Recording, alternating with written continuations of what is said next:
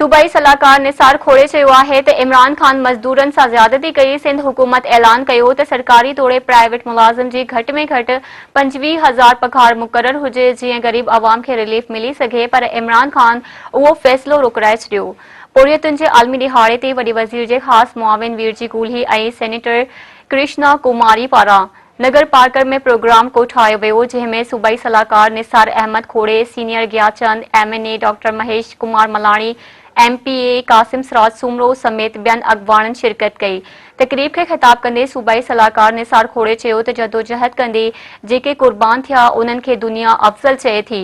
शहीद ज़ुल्फ़कार अली भुट्टो ऐं शहीद मोहतरमा बेनज़ीर भुट्टो क़ौम लाइ सिर कुर्बान करे विया, पर पोइ ते न हटिया। सेनेटर कृष्णा कुमारी चयो त सिंध हुकूमत सदाईं गरीबनि जी वारसी कई आहे। रूपले कूल्ही ऐं मिसकीन जहान खान खोसे जे वारसनि खे मज़दूरनि जे आलमी दिहाड़े जी ख़बर आहे त अॼोको अज़ीम दिहाड़ो केतिरी हैसियत रखे थो।